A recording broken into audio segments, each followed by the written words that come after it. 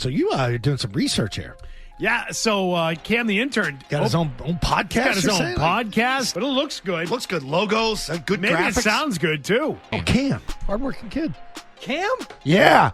Every day that kid's stock goes up a little Doesn't bit. it? A little bit. Ryan, her three on the way. It's good off the backboard and in. Murray, what a take by Tucker. Jones, another steal. Spin on Caldwell, and the layup's good. I would like to see you hold a mirror up to yourself and interview yourself. As good as this was, it could only be better if it was all you. Tuning in, I was a fan. I was like, man, let's do it. Cam, thanks so much for having me on. I'm happy to be here. Joined today for the first time, Cam Isimone. Gallagher's going to have to shoot it from beyond the arc. And it's good! Jacobs for three.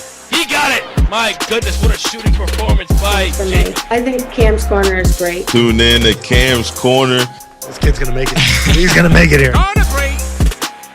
And we are back, guys. Welcome back to another episode of Cam's Corner. Today, joining me, a linebacker for the URI Rams, Redshirt Junior Jarrett Martin. Jarrett, thanks so much for taking the time and joining me, man. Of course, man. Thank you for allowing me to come on this podcast and talk. Yeah, no problem, man. I just asked you too a little while ago, but have you never been on a podcast before? I've been on one of my buddies, but it was sort of a little trial and error type of situation. Try it out and stuff. But So no one's ever sat down and interviewed you? Yeah, no, this is my first podcast officially. Hope I can make a good first impression. I've had a couple cool guests on so far, but this you're one of my first football players I've had on. I had Marcus on as well. Definitely want to talk to some more of you guys before the season's over. But to kick it off, you're from Franklin, Mass. Were you ever around the Rhode Island area growing up because you were so close to the state? For sure, yeah. But with football, no. It was never football related to be in Rhode Island or near that area. I was always in the Boston area for that, and I played in the Catholic Conference, so that was up in the South Shore and Boston area. So never had to come down to Rhode Island or anything like that, other than for basketball, but no football. Right. And Franklin, like, what were the sports growing up for you? Like, what were you involved in, and like, how did you like truly stick with football after if you played more than one sport? So football growing up was. I was the talk of the town. I was one of the better athletes of football. And so that was one of my main sports growing up. It was football. I played basketball, of course, and then I played lacrosse as well. So I'm a three-sport athlete. So yeah, similar to that, like the passion for football, where does that come from? How did you fall in love with the game and stick with that, throughout the years? I'd probably say I had a lot of good influences, like cousins and uncles who've been former NFL Patriots players. I've had my cousins, they're not cousins, it's very close family friends. We call them cousins, though. They both went to my high school, and I followed them to that high school as well. And they ended up playing at Ohio State and UNC. So I looked up to them as role models and sort of followed in their footsteps to Catholic Memorial up in Boston. And then, they were the influence that really just kept me going with this whole football thing. Looking at them, saw that they made it out, playing D1 sports. So it was really them, Cameron Williams and Brennan Williams. So them two. Yeah, I was actually just going to ask you what role models, helped you throughout your career, but, you kind of just answered that. But along those same lines, it's maybe like coaches, family members. I know your cousins have played football, but anybody else that helped you throughout that journey, like, that you still talk to this day, like even coaches too. Coaches are a huge part of your playing career, but anybody? Yeah, I got one guy. He's sort of like a mentor to me. He's my dad mentors him actually, and he mentors me. But he played in the ACC at Wake Forest probably about 6-7 years ago. So him being around my dad a lot obviously makes him be around me a lot. So having him around the house a lot and working me out, training me was definitely something that was beneficial for me.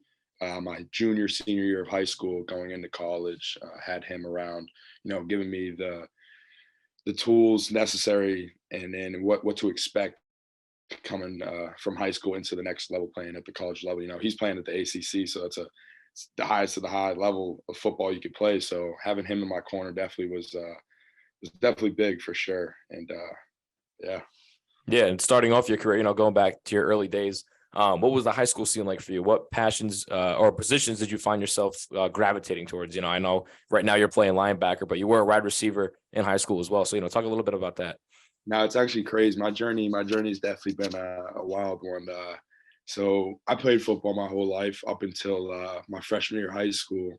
I sort of started to fall out of love with football, and lean more towards basketball because my family was a big basketball family. You know, everything I did, it was around basketball. Everything I breathe, sleep, eat, everything was around basketball growing up in my house. So freshman year, I stopped playing. So I took freshman year off. 10th grade, I stopped. I didn't play either. And then it was 10th grade. It was like the summer going into my junior year. One of my coaches that I played against in Pop Warner, Coach Griffin, he came up to me. He's like, "Hey, bro, like, I just wanted to kick it with you and talk to you about joining the football team here at Catholic Memorial." Like, he was a coach there, and he was also one of the coaches that we played against growing up in Pop Warner. So that's really what I was destined to do, destined to play football. So we had to talk. It was right after a basketball practice. He came up to me. He's like, "Listen, we just lost our safety. Like, we know you're a good athlete. We want you to come out and try playing football again." Da da da. He's like, "Listen, I talked to some of the people in the academics that, like, you know, we just talk about you and everything like that. And everybody thinks that, you know, you going back to football would be in your best interest. You know, there's only 5 people that got a scholarship on the basketball court. There's 11 people on the field in the football team." And he was just saying how, you know, there's more opportunity at football and less opportunity at basketball. Let's try football out just in case basketball doesn't work out. So I went home that night, you know, talked to my parents about it, thought it through, and probably the next couple of weeks, they were just pressuring me more and more, like, "Hey, listen, come try out. You got the starting spot at safety. We know how you are. Like, you're a good athlete." Like, so I ended up joining the team that year. They convinced me to join that team, and long story short, I ended up having a great junior year. Got the college interest that I never got in basketball. I got for football. So it was definitely an eye opener. It was like, "Oh, dang, maybe I am good at this football thing. Maybe I should, you know, take my talents to football because I guess I am better at football, or there's more opportunities for me at football." So junior year, going to senior year that summer, I waited. I played AAU, so I waited until after the circuit was over to see if I got any more basketball offers, because that was really what I was waiting for. And I didn't end up liking the offers I got for basketball. And I got a couple D2 teams that asked me to play both sports, and that interested me a lot. But I ended up talking it over with my family and ended up going to commit to play at Bryant. So I ended up committing to Bryant and playing football there. So yeah, that's how a little bit of my story started. And I'm at Rhode Island playing football, and I'm just happy that Coach Griffin ended up reaching out to me my sophomore year of high school. So Yeah, so he definitely helped you a lot, you know, throughout your whole career, and, you know, definitely a roller coaster of emotions too, I'm sure, bouncing back and forth between both sports. I mean, I can only imagine. But before we get into like starting at Bryant, you know, just talk about your game as a whole. Like, how would you describe it, and what do you feel your strengths and weaknesses are on the field? strengths, I'd say definitely my speed. My speed is definitely one of my strengths. My pass rush, getting up the field and getting to the quarterback is something they try to get me to do a lot. I'm good at covering a lot. They've tried to work me into the 3D coverage more and dropping me. And so I think my ball awareness is definitely one of my strengths of the game. That's why they're trying to get me out in coverage more. But I think weakness, on the weaker side, I think getting off blocks is something I'm trying to work on a lot, and just finishing the play. You know, once I get caught up in a big 300-pound tackle, once he gets his arms on me, coaches have been stressing to me a lot. I just got to get off, work and move, and be more physical than they are. So the past couple of weeks, that's definitely something I've been trying to really focus on more every day. In practice and in games, when I get the opportunity, just really be physical and arm over and getting off that blocker for sure. So.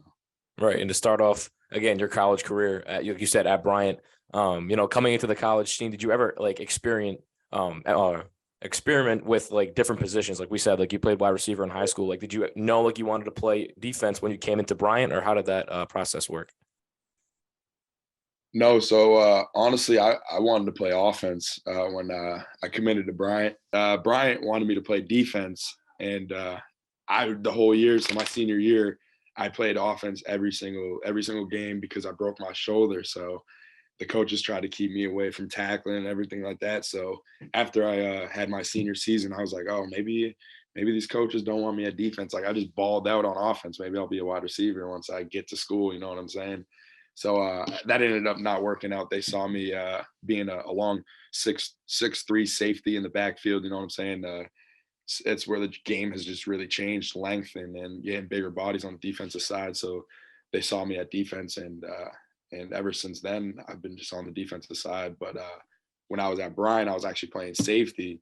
And when I came to URI, I came into safety with the defense coordinator, Coach Rexis. But when Coach Cooper came, he was like, no, like, you're not a safety. You're going to be an outside linebacker. You're going to be rushing and dropping. Like, you're an athlete. We got to use you in different levels of the field, not just at safety. So, you know, ever since I changed to that, it's definitely been it's been a wild ride because it's something I've never been used to, you know, rushing the quarterback and getting up in the trenches with those big guys. I'm usually out scouting the quarterback, trying to get an interception or something like that. So it's definitely been a wild change for me in my game and everything like that. But I love it. I love playing sandback or outside linebacker. It's been a fun experience these past couple of seasons. So Right, and you made your debut versus Wagner at Bryant, and you know that was really like the only time you really spent there with the Bulldogs. Spent about a year there. You know, just describe your experience with Bryant and how come it only lasted a year. Like, why did you decide to leave and come to URI? There was some situations that were going on at Bryant where it was a little racial incident where the football team got into it with the hockey players. So I ended up getting involved in that and ended up having to transfer out because the school just went about it in the wrong way, and I didn't agree with their decisions they made. Plus, the coaches changed, so the whole staff got wiped clean. So after the staff left, everybody was like, oh, "Are we hitting the portal or not?" So it was a tough second semester at Bryant, but I ended up making the change over to Rhode Island, and the change from there was a huge change. You're talking about you go from a team of I went from Bryant where you don't even you couldn't relate to I couldn't relate to really anybody in that locker room. You know, everybody was so like in their own world. No one was really together. And then you come to Rhode Island and it's like, oh, that's my brother. That's my brother. Like everybody is just so tight. And the family we have over at the URI is definitely it's when we get a new player, it definitely welcomes with warm hands, and we definitely, you know, are a community where and a family where you want to be around them every day. You know, there's no secluding anybody from any group or anything, any event.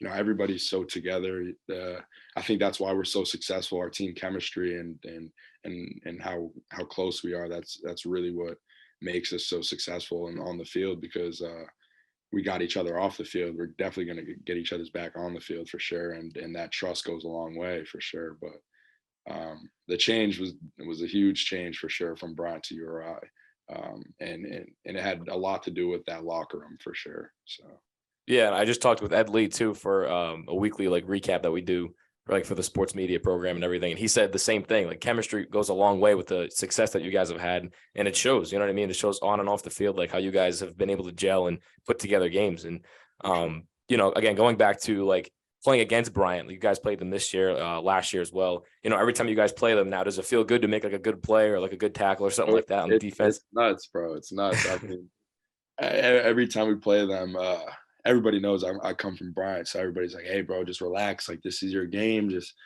don't have a lot of emotions. Just play it like any other game you would play." And that's exactly what I do. I don't really try to make anything bigger than what it is. It's just another game at the end of the day. But I know the only thing that makes a difference is I know the other guys in the opposite color jerseys, and but at the end of the day, I'm a competitor, so it doesn't matter who you are. I'm gonna line up against you and give you my all. But it's definitely fun making a play. I got a sack, fumble, and the recovery this year against Bryant, which was fun for sure. But the best feeling was just the end of the game, just having that win and beating them boys for sure. But it's even more fun. A lot of people don't know this. My old coaching staff actually from Bryant went to Brown, so I get to play the players that I used to play with, and then the coaches that used to coach me. So it's I get a little bit of both, so it's fun beating both Bryant and Brown. So yeah, it's definitely fun for sure.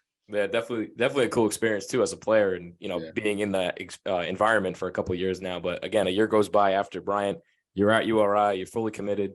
Just kind of talk a little bit about how you got on their radar, one, and what your first encounter with Coach Fleming was like.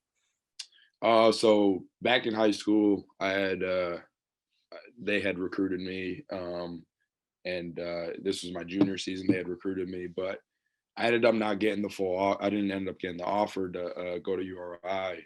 I definitely would have picked URI over Bryant right away, just off the level of competitiveness, CAA, NEC, and but they really liked me. They told me like from the start, like, yo, listen, like you're one of our like main guys, da da da da. So like they kept in contact, and then after I committed to Bryant, I still stayed in contact with Coach Flanagan, who's our running back coach right now, very good guy.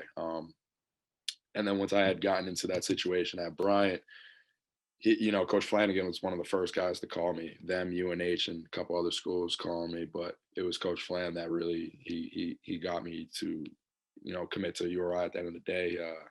That relationship that we had in high school, it carried over into my freshman year of college. I got into a situation. He said, "Hey, bro, like we love you. Like we love your game. We know your parents. We know you. We know you're a good kid. We want to offer you to come here and play for us. Like, forget any other school talking to you, bro. Like we want you here." Like, and I think even that, just keeping that relationship and having that connection still was a main reason and main pull of me getting myself to get there and them getting me to go to URI and play for Coach Flem. Right. So was your first year like the COVID year, like your first year of eligibility, or like how did that work? Like when was your like first full year of like playing basically? So I redshirted my first year at Bryant. Then the next year, because I transferred up, I had to sit out. So that I wasn't eligible that whole season. And then the following year, it was COVID. So I didn't get to play that fall. And then we went into the spring, and those 3 games were my first real like college football, like actually getting on the field and playing some real good time college football. But yeah, like you said, my college debut against Wagner, I mean, I only got special teams. I got an opportunity to play on special teams. And then spring ball of COVID was really like my first defensive snaps of college football. So it was definitely wild to go from not playing since 2017 in high school to getting snaps in 2020. And it was just wild. It's been like 2 or 3 years where I haven't stepped on the field really. And then to finally get my feet wet and play was just unbelievable experience and a moment that I've been waiting for a while. I mean, really my whole life, anybody playing football growing up, any child growing up playing the sport they love, all they could wish for is playing at the highest level in college. And I got to do that experience and have that experience, and can only thank God, man, because I wouldn't be in the shoes I'm in without him. So. Right. And talking about playing like full games, finally getting that, full game experience, playing good minutes, that year after COVID finishes and you play 11 games, you started in 2 of them, you continue to get better and better. Like, how did you see yourself progress as a player? Like 1, off the field, connecting with teammates, but 2, like really getting better as a player at the Division I level? Really came down to just trusting our coaching, bro. Like at the end of the day, like I was a player who grew up just, get out there and just play. You know what I'm saying? Never learned the ins and outs, never really cared about the ins and outs of anything. I was just athletic, threw me on the field. Coach just said, here's the ball, go score. And that's what I was really used to. And getting to the next level, it was like, dang, bro, like this is a full-time job. Like you got to really study. You really got to want it to really, really play at the next level. Like it's crazy. Like you got to put hours and hours off the field into the game so that you can produce well on the field. So I think trusting the coaching and trusting like, you know, older players definitely was a huge help for me, because I had to look up to those guys and see what they're doing to see what ways I have to encounter situations and really figure out my path in this level of in this point of my life as well. But definitely trust for sure was a big one.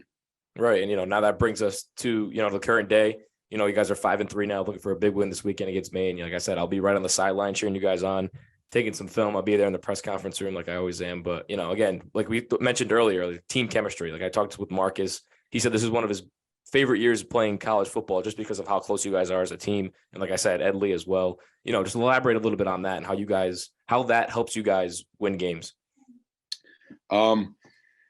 It's like going to battle, man. Like, you wouldn't want to go to battle with someone weak-minded or weak physically, because you don't know if they'd have your back at the end of the day. But see, like us, we push each other every day in and out. Like we hold each other accountable. Accountability is a huge thing, you know, making sure we're doing the stuff we have to do, handling the stuff we have to do. Because at the end of the day, we all want the same thing. We want a CAA championship. We want to make the playoffs, you know. We want to make plays at the end of the day, but we can't make those plays without the man to the right and left of us. You know, the only way we're going to be successful is if everybody, all the other 10 players on that field, other than yourself, is doing their job. So, you know, trust and holding each other accountable has been like a huge emphasis on our team, and just really living that and doing it is something that's really like kept our team, you know, on our toes and being so successful at the end of the day. Because, you know, someone's messing up, doing the wrong thing, you know, not even off the field, not going to study hall or not handing an assignment. Like, we got players, upperclassmen, even underclassmen, getting on that player like, hey bro, like, we got to be able to trust you that you're going to get that done. Because if you don't get that assignment in, we go to playoffs, you can't play because you're ineligible. Like, that's on you, bro. Like, and it's huge, because you don't want that pressure on yourself. Like, dang, bro, I'm letting my brother down. Like, he really is counting on me to do this. I got to do it for him, but also not just myself, but him.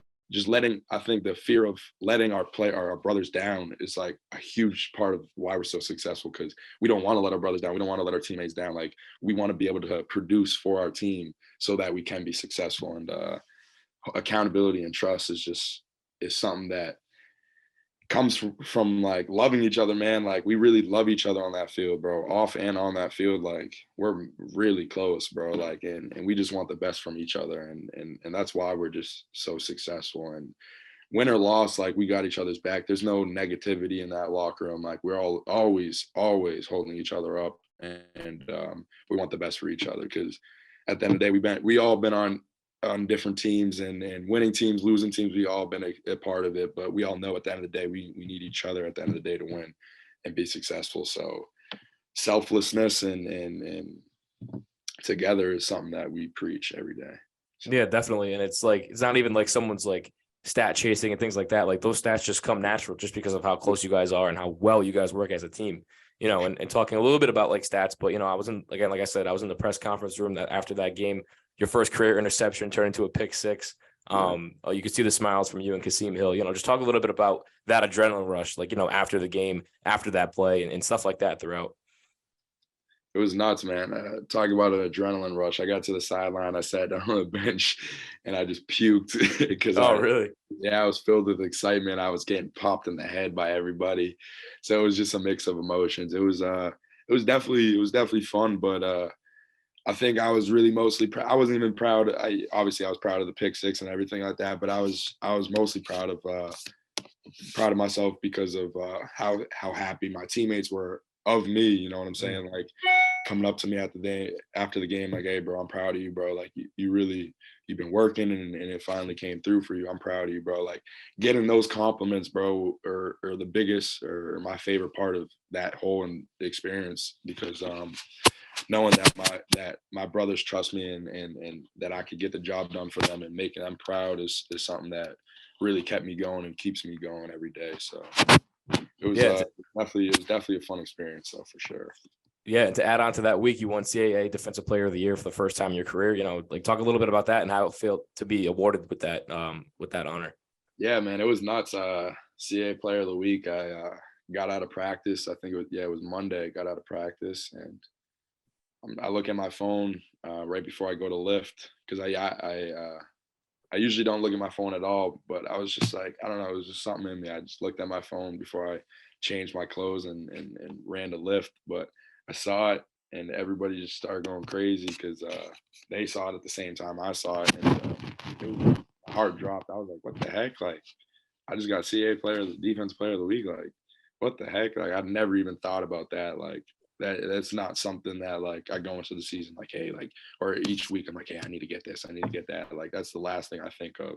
But when I got that text message and call, it was definitely heartwarming, and it was fun, man. It was a thrilling, fun week for sure. But at the end of the day, I was just trying to move on to the next week, and focus on the next game, and that's my mentality every week. Saturday's done, Sunday, Monday, we're on to the next week. But that little short few seconds of joy and excitement was fun for sure. Right. And I'm sure your teammates were super proud of you, like you said. And the main thing we've been talking about a lot about was the chemistry and how it's helped you guys win despite losing. You know what I mean? Like, the effort's always there. But again, like this past week, a tough loss to William and Mary. But before that, the game that everyone wants to know about was that 7 overtime win against Monmouth. Like, just describe your mindset during that game and what it was like, because college overtime is completely different than the NFL. So, just elaborate a little bit on those rule changes, how it affects the game and how it affect your game too.